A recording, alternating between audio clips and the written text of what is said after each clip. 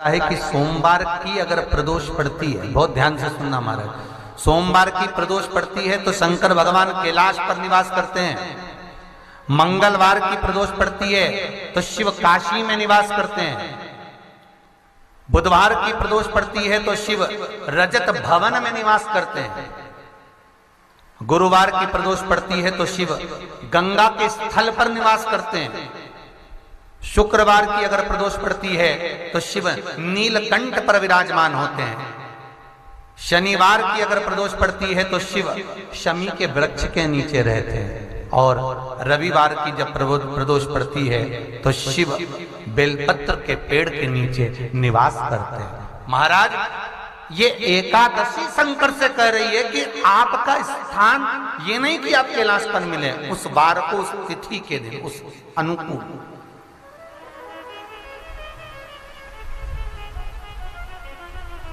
हमारे यहां कहते हैं सोमवार की जो प्रदोष पड़ती है वो इच्छा पूर्ति करती है।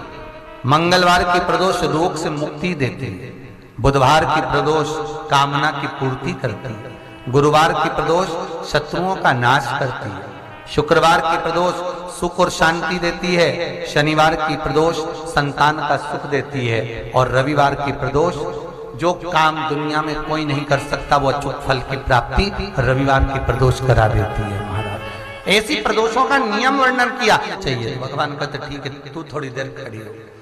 एकादशी सम्मुख खड़ी हुई।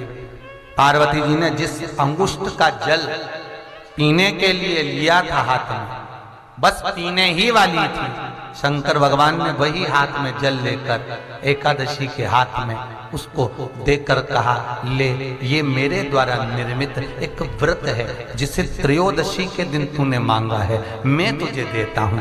आज इस व्रत का फल मैं तुझे प्रदान करता हूं। अब तू जिस जीवात्मा को लेकर जाएगी उसका पाप प्रबल नहीं होगा। किसी स्त्री, पुरुष, बालक, बुजुर्ग जो भी होगा जिसने प्रदोष का व्रत करा होगा, वो जीवात्मा को तू किसी फल की कामना से नहीं, स्वतः ही लेकर चली जाए। उसमें कोई कामना नहीं है। बन सके जीवन में 11 प्रदोष या 26 प्रदोष करने के बाद आप उसका उद्यापन कर कर विराम भी दे सकते।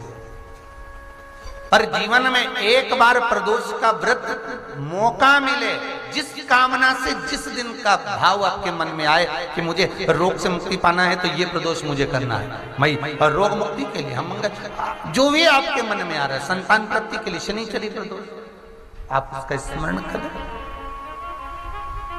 फिर लिखा शिव महापुराण में, बड़ा सुंदर लिखा वेदव्यास जी ने, मान लो आप प्रदोष का व्रत नहीं कर सकते, आप अगर व्रत नहीं कर सकते तो प्रदोष के दिन, प्रदोष काल में शाम का समय सूर्यास्त का कुछ पल, कुछ घड़ी के पहले से लेकर बाद तक का प्रदोष काल के अंतर्गत आप शंकर जी के मंदिर में जाकर 1 लोटा पानी, 5 बेलपत्र भी अगर समर्पित करते हैं तो संपूर्ण प्रदोष का फल आपके भाग्य में प्रबल हो जाए। शिव महापुराण में इसका उससे 1000 गुना शिवलिंग में बल की प्राप्ति होती है।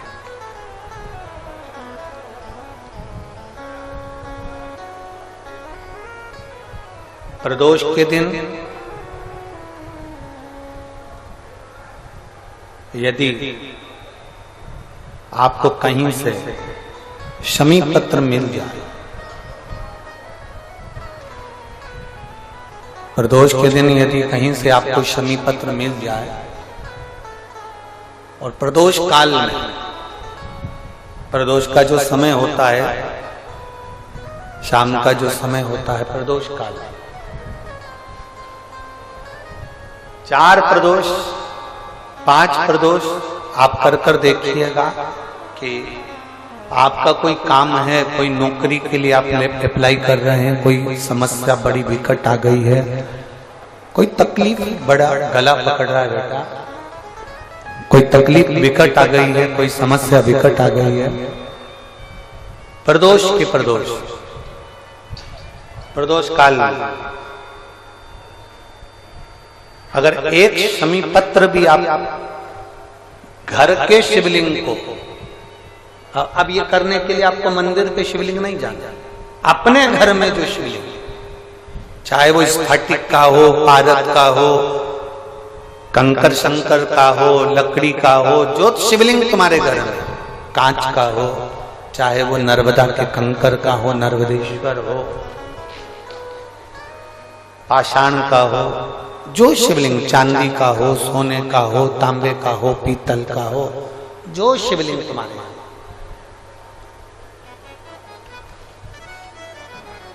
एक शमी पत्र यदि आप भगवान शंकर के शिवलिंग पर समर्पित कर रहे हो और उस शमी पत्र को उठाकर रात्रि को 9:15 की जो एक मुहूर्त होता है, एक समय होता है, जिस समय पर हम अपने मन की बात भगवान शंकर को कहते हैं, पूर्व में भी इसका वर्णन हम कर चुके हैं कथाओं में। उस 9:15 पर वो शमी पत्र को उठाकर एक कागज में, एक कटोरी में उसको रखते हैं। 4 या 5 प्रदोष के उस शमी पत्र को अपने पास में रखिए और जिस कार्य के लिए जा रहे हो उसको जेब में ऊपर के भाग में उसको रखकर लेकर जाइए। आपका वो कार्य सफल होकर ही रहेगा, वो रुक नहीं सकता। शमी पत्र में इतना बल होता है, प्रदोष का जो शमी पत्र होता है वो बड़ा बलवान होता है, बड़ा एक पत्र है।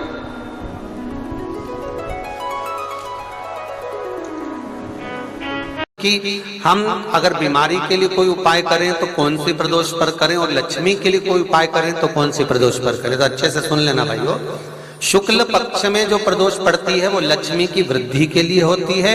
कृष्ण पक्ष में जो प्रदोष पड़ती है वो रोग और बीमारी को मिटाने की होती है। तो जितने उपाय आपको प्रदोष के बताए जाते हैं उस हिसाब से आप करो कि शुक्ल पक्ष की प्रदोष है तो लक्ष्मी का कोई उपाय करना है तो हमें शुक्ल पक्ष की प्रदोष पे करना है। अगर हमें बीमारी से निपटने का कोई इलाज करना है या कोई उपाय करना है तो उसको कृष्ण पक्ष की प्रदोष पर करना है।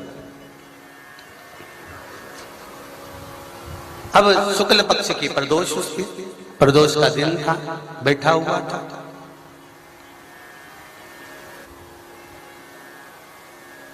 मान लो अगर कहीं आप कोई नौकरी के लिए अप्लाई कर रहे हो, लॉकडाउन में सर्विस छूट गई, कई लोगों की छूट गई, कंपनियां कई बंद भी हो गई, कई कंपनियों से निकाल भी दिया गया, कहीं पत्नी परेशान हो रही है, कहीं पति परेशान हो रहा है, आप कहीं अप्लाई कर रहे हो तो जैसा माता उमा ने प्रदोष काल में, प्रदोष के समय पर, प्रदोष काल के अंतर्गत बेलपत्री का स्मरण किया है, वो बेलपत्र का स्मरण अगर संसार का मनुष्य कर लेता है तो महाराज ब्रह्मवृत्ता पुराण कहती है कि उस जीव का ऐसा कोई कार्य नहीं जो सफल नहीं होता। महाराज मेरा निवेदन रहेगा, किसी एग्जाम में आप बैठ रहे हो, इंटरव्यू के लिए जा रहे हो, किसी कार्य के लिए जा रहे हो, नौकरी नहीं लग रही, सर्विस नहीं लग रही, तो महाराज तांबे के कलश में 11 बेलपत्र को रखा जाए और तांबे के कलश में 11 बेलपत्र रखकर उसमें 11 सफेद पुष्प को डाला जाए।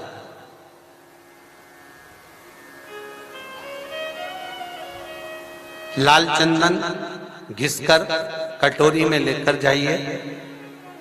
प्रदोष के दिन, शुक्ल पक्ष का जो प्रदोष पड़ जाए उसके दिन शंकर के शिवलिंग पर लाल चंदन लपेटने से पहले शंकर की जो जलाधार,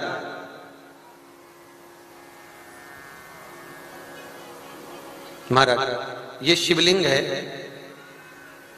ये शिवलिंग है और ये पूरी गोल और ये चरण, ये जलाधार, ठीक है। आपको पहले भी कहा है शंकर जी की पूरी जलाधारी में शंकर जी का संपूर्ण परिवार है। राइट जो चरण है जहां से पानी नीचे गिरता है वो गणेश जी का स्थान है, लेफ्ट कार्तिकेय जी का स्थान है, बीच में जो एक मोटी सी लाइन है वो अशोक सुंदरी का स्थान है। जहां पर शिवलिंग रखा हुआ है ये माता जगतजननी जगदम्बा का हस्त कमल है। शंकर भगवान को मां अपने हस्त कमल पर रखी हुई है।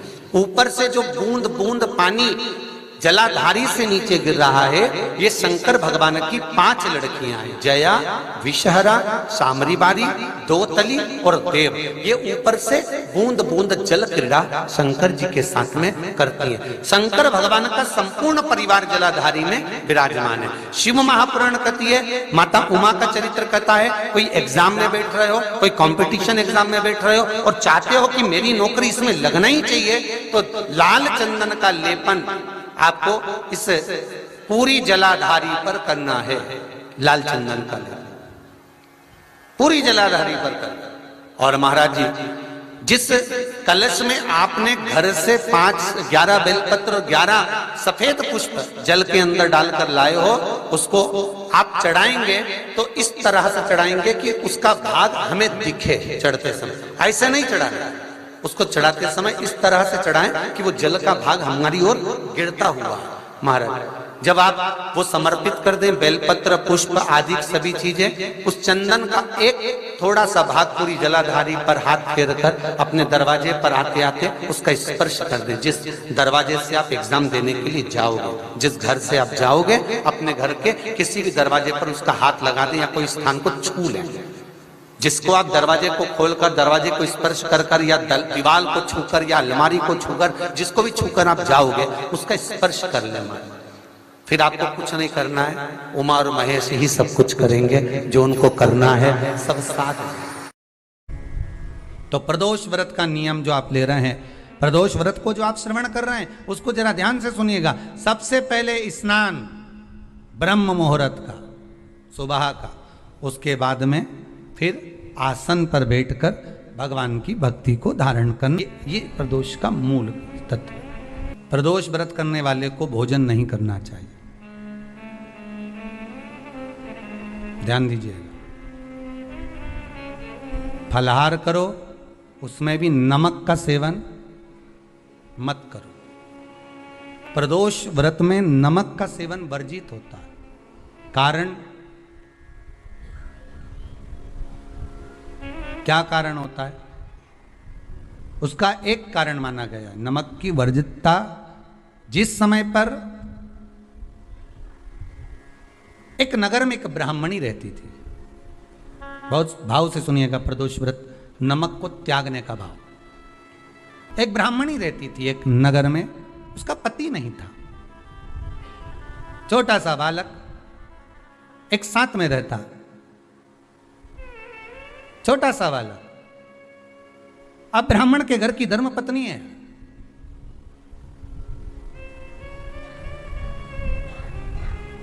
ब्राह्मण कर्मकांड करने वाला, पूजन करने वाला, पाठ करने वाला, अनुष्ठान करने वाला, पूजन करने वाला, मंत्र जाप करने वाला, भगवत भक्ति में डूबने वाला। ब्राह्मण तो चले गया, ब्राह्मणी बच्चे के साथ रह रही, क्या करे वो? अकेली निवास कर रही, अकेली रह रही है। और ब्राह्मणी बच्चे के साथ भ्रमण करती रहती, घूमती, कहीं कहीं दर दर जाकर कुछ भिक्षा को मांग कर लेकर आ जाती। और भिक्षा लाने के बाद में उस भिक्षा को जब लेकर आती तो अपने बच्चे को भी खिलाती और स्वयं भी उसका पान करती। एक दिन ब्राह्मणी भ्रमण करते करते प्रदोष काल के समय पर शिव मंदिर में प्रवेश करी। प्रदोष काल के समय पर, और शंकर मंदिर में जब प्रवेश करा, प्रदोष काल किसको कहते हैं? सूर्य अस्त हो रहा हो, रात्रि प्रवेश कर रही हो, दोनों का जब मिलन हो रहा हो, वो प्रदोष काल कहलाता है। दोनों का जब मिलन हो रहा, सूर्यास्त हो रहा हो, रात्रि अपना चरण बढ़ाने के लिए आगे बढ़ रही हो, और दोनों का जब मिलन हो रहा है, वो प्रदोष काल है, वो प्रदोष का समय है। ब्राह्मणी मंदिर में प्रवेश कर रही है। जब ब्राह्मणी मंदिर में प्रवेश करी, मंदिर के अंदर पहुंची, प्रदोष काल का समय था, प्रदोष का समय चल रहा था। और प्रदोष काल के उस समय में, प्रदोष काल के उस समय में जब ब्राह्मणी ने देखा कि कोई भगवान की भक्ति में लगा हुआ है, भगवान के रस तत्व में डूबा हुआ है। आज ब्राह्मणी के पास में कुछ पदार्थ नहीं है, अपने बच्चे का पेट भरने के लिए कुछ सामग्री नहीं है, और कुछ आस लेके वो प्रवेश करिए, कुछ आस लेकर वो अंदर प्रवेश कर जाती है। कोई ऋषि की पत्नी, कोई ब्राह्मण जन की अर्धांगिनी उस प्रदोष के समय पर शंकर का अभिषेक पूजन कर रही थी, भगवान शिव की आराधना कर रही थी, भगवान की भक्ति में डूबी हुई थी, कुछ पाने के लिए चली गई। ये कुछ पाने के, और इसके मन में आया कि मैं कुछ, मुझे भोजन का कोई पदार्थ मिल जावे, मुझे कुछ भोजन मिल जावे, और जब मुझे भोजन मिल जाएगा तब मैं जो पाऊंगी अपने बच्चे को भी पाऊंगी। पर जिस मंदिर में वो प्रवेश करी थी, जहां पर नारी पूजन कर रही थी शंकर की प्रदोष काल में, वहां पर पड़ी हुई कुछ वस्तु को इस ब्राह्मणी ने मांग लिया।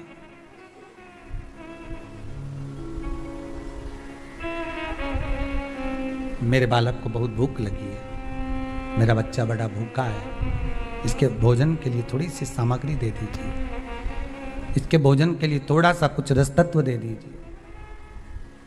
उसने उठाया थोड़ा सा पदार्थ, कुछ जो उसके पास में था वो दिया। जब दिया तो देने के बाद जब उसे प्राप्त हुआ और होने के बाद में जब वो मिल गया उसको, तो उसने उस समय पर उस पदार्थ को जैसे ही मुख में लिया, लेते ही कहा इसमें तो स्वाद नहीं है।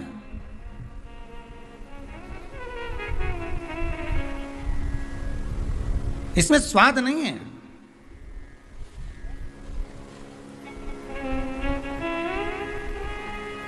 उस ब्राह्मणी ने बड़ा सुंदर एक संवाद कहा।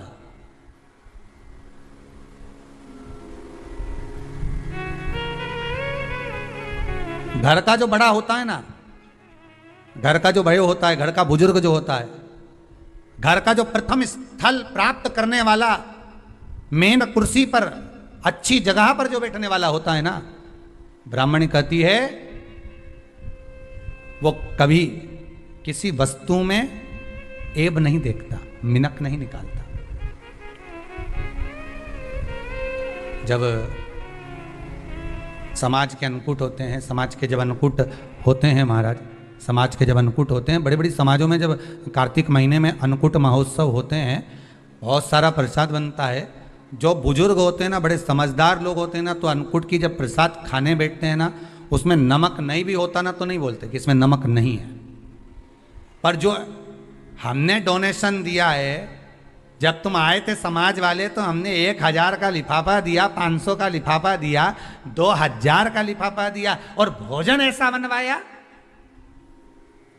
एक व्यक्ति वो जो खाकर चुपचाप चले गया, और एक व्यक्ति वो जिसने प्रसाद पर उंगली उठाई। इन दोनों को अन्नकूट की तारीख पे इनका नाम लिख लो, और अगला अन्नकूट आए तब दोनों की दशा देखना। एक जो चुपचाप खाकर चले गया, भगवान के प्रसाद को प्रसाद मानकर, प्रभु का दर्शन मानकर लेकर चले गया, वो उन्नति की सीढ़ी पर चढ़ता चले गया, और जो मिनक निकालता रहा वो साल भर खटर पटर की जिंदगी जीता रहा। भगवान के प्रसाद में कभी भी ध्यान रखिएगा, भगवान के प्रसाद के अंतर्गत स्वाद की कोई मूलता नहीं होती। भगवान का प्रसाद स्वयं स्वाद है। भगवान के प्रसाद में नमक नहीं देखना, मिर्ची नहीं देखना, भगवान के प्रसाद में शक्कर नहीं देखना, भगवान के प्रसाद में कुछ ये नहीं देखना कि कितना माल डला, कितना घी, कितना बादाम, कितना काजू, कितना इलायची डला। हाँ, यहां तक शास्त्र कहता है कि भगवान का प्रसाद अगर बन रहा है तो उसकी सुगंध भी नहीं ली जाती है महाराज, यहां तक शास्त्र कहता है। जब तक भगवान उसको पानी ले तब तक उसका सुगंध भी नहीं ली जाती। और कई कई जगह तो भगवान को प्रसाद अगर सूखा सामान हाथ में आ गया, इलायची कैसी है, मंदिर के अंदर जाने वाली है भगवान को डलने के लिए, लाओ जरा किसकी दुकान से आई इलायची बताओ, इलायची तो 25 बार सूंघा, हाँ हाँ अच्छी है, अब सूंघ लिया तो भगवान इसको स्वीकार करेगा क्या? अरे जम के तो बोलो। एक फूल तुमने बगीचे से तोड़ा और सोचा इसमें पहले मैं सूंघ लेती हूँ, इसमें स्वाद है कि नहीं, इस फूल में गंध है कि नहीं, इसमें सुगंध है कि नहीं, और फूल सूंघ लिया, उसके बाद तुम भगवान को देखो, भगवान स्वीकार करेगा? नहीं, भगवान स्वीकार नहीं कर सकता। धनिया पाउडर आया सब्जी में डालने के लिए, कैसी गंध है, सूंघ लिया, अब तुम डाल दिया, उसका कोई स्वाद नहीं है, उसका कोई महत्व नहीं, भगवान उसको स्वीकार नहीं कर सकता। भगवान उसको स्वीकारेगा नहीं। महाराज ब्राह्मणी ने जैसे मुख में लिया थूक दिया। ये श्रेष्ठ नहीं है। जो ऋषि की पत्नी अंदर पूजन कर रही थी प्रदोष काल, उसने कह दिया आपका चेहरा बता रहा है कि आप ब्राह्मण की धर्म पत्नी हो, पर आज आप दर दर जाकर अगर भिक्षा मांग रही हो, दर दर जाकर अगर भीख मांग रही हो, दर दर जाकर भिक्षा को मांग रही हो, तो इसमें आपके पति का दोष नहीं है, दोष आपका है। क्योंकि आप भगवान के प्रसाद में भी जो स्वाद देखी थी ना, ये आपका एक जन्म का नहीं है, ये ना जाने कितने जन्म का है। ब्राह्मणी के मस्तिष्क में बैठ गया, वो कहा ना, वो बक्कल में नहीं अक्कल में बैठ गया कि ये स्वाद नहीं देखना। इसलिए प्रदोष व्रत के अंतर्गत ब्राह्मणी ने उस दिन से विचार कर लिया कि जैसे आप पूजन कर रही हो, जैसे आप अर्चना कर रही हो, जैसे आप आराधना कर रही हो, ऐसी आराधना, ऐसी पूजन, ऐसी भक्ति मैं भी करूंगी, ऐसी आराधना मैं भी करूंगी। अब मैं स्वाद नहीं देखूंगी। तो प्रदोष व्रत करने वाले को ध्यान रखना चाहिए कि नमक का सेवन ना करे, नमक को ना पाए, भोजन ना करे, फलाहार करिए, फल का आहार करिए, प्रयास करिए। और यदि आपने व्रत का ले लिया भोजन का कि हम तो एक टाइम फलाहार करेंगे, एक टाइम भोजन करेंगे, ऐसा भी कई लोग प्रदोष ले लेते हैं, तो वो बात आपकी है, आप तक रखो, ठीक है, अपने मन तक। ठीक है, बाबा आपकी मनोकामना पूर्ण करे, वो भी भाव रखो। बहुत बड़ा दुख आए, छोटे से रूप में निकल जाए, तो समझ लेना शंकर ने कृपा कर दी। बहुत दिन से काम नहीं हो रहा था, काम तुरंत हो गया, समझ लेना शिव ने कृपा कर दी। प्रदोष काल में जाकर भगवान शंकर की आराधना कर, शिव मंदिर में जाकर अर्चना कर, प्रदोष काल में जाकर शंकर को नमन कर। अगर प्रदोष का व्रत नहीं भी करता तो प्रदोष काल में जाकर शंकर के मंदिर में एक घृत का घी का दिया लगा दे। आपको पहले भी कहा है, तुम्हारी भगवान से अगर बैर है, भगवान के मंदिर नहीं भी जाना चाहते, तो भगवान की चौखट पे दिया लगा दो, पर लगाओ।